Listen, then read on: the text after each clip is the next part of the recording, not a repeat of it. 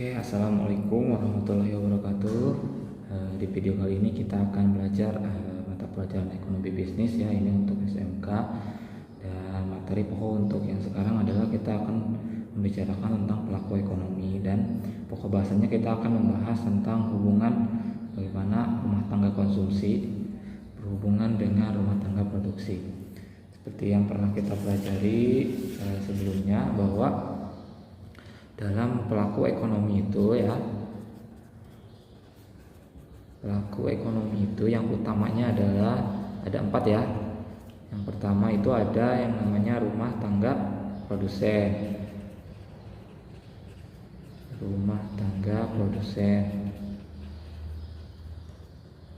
Yang kedua ada namanya rumah tangga konsumen.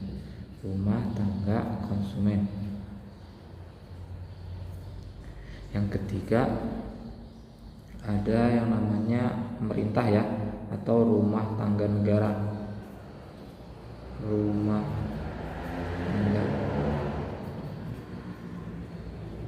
Atau sering disebut dengan pemerintah. Yang keempat yaitu adanya luar negeri ya, atau rumah tangga luar negeri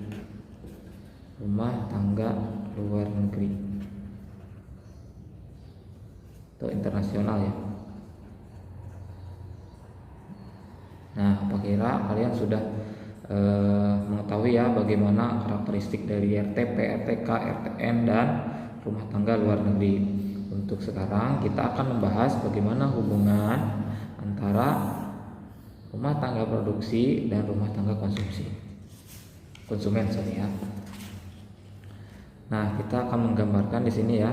Di sini ada rumah tangga konsumen.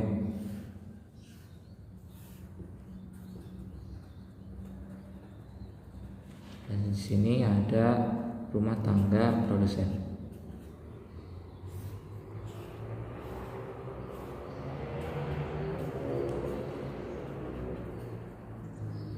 Nah, perbedaan antara rumah tangga konsumen dan rumah tangga produsen adalah di mana bagaimana rumah tangga produsen ini akan menghasilkan suatu barang yang nantinya akan dikonsumsi oleh rumah tangga konsumen. Artinya di sini ada hubungan timbal balik antara rumah tangga konsumen dan juga rumah tangga produsen. Namun bagaimana sih hubungannya?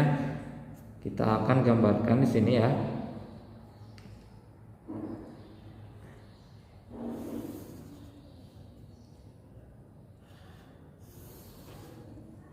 Oke, kita sekarang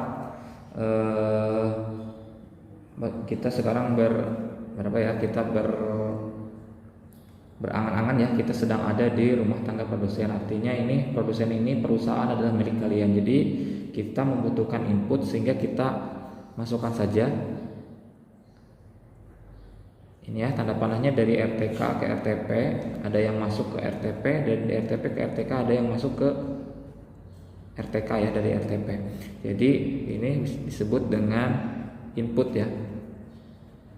Input itu berarti ada sesuatu yang masuk ke RTP. Karena RTP ini kita selalu ingat ya, bahwa RTP ini membutuhkan faktor-faktor produksi ya. Ingat ya, faktor-faktor produksi itu ada 4 ya. Ada sumber daya alam atau sering disebut dengan land ya.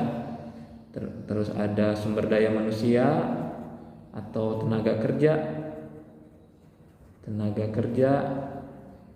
Ada juga sumber daya modal. Kemudian ada juga entrepreneur atau manajerial.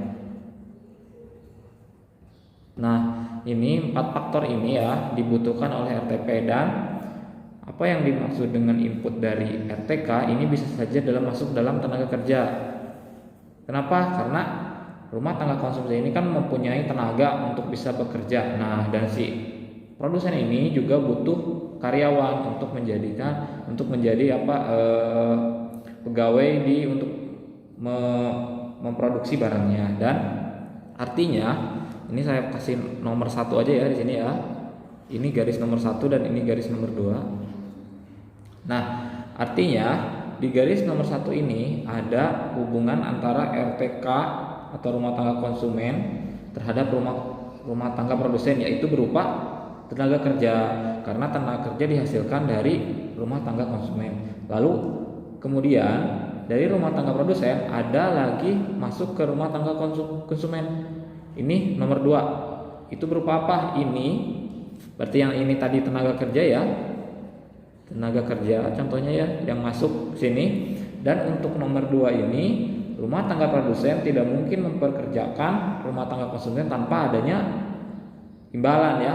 Jadi imbalan di sini berupa gaji atau honor ya. Ini berarti ada yang namanya imbalan. Nah, jadi hubungan yang pertama itu di sisi input ya.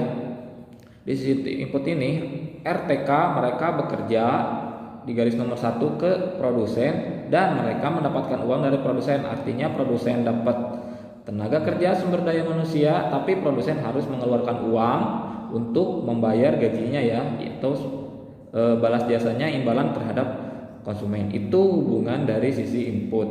Lalu kita bahas hubungan dari sisi output.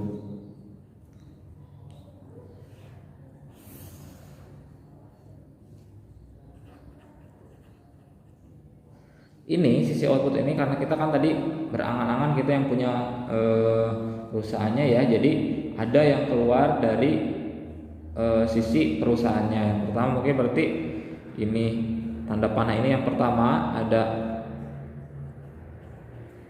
ada dari produsen menuju ke konsumen, ada juga dari konsumen ke produsen. Kita sebut aja ini nomor 3 ya. Dan ini nomor 4. Oke, sebelumnya kita akan bahas dulu nomor 4 ya. Jadi produsen ini kan kita menghasilkan barang, misalkan untuk pabrik mobil misalkan ya, mereka memproduksi mobil nih. Nah itu kan harus dijual, mobilnya harus dijual terhadap konsumen. Artinya si konsumen ini punya uang untuk membeli barang dari produsen. Jadi si produsen, si nomor 4 ini artinya adalah barang atau jasa yang diberikan atau dijual, dihasilkan oleh rumah tangga produsen dan kemudian dibeli oleh rumah tangga konsumen. Lalu nomor 3 apa? Nomor 3 adalah uang. Jadi nomor 3 adalah uang yang dibutuhkan oleh konsumen untuk membeli barang dari jasa. Artinya ini adalah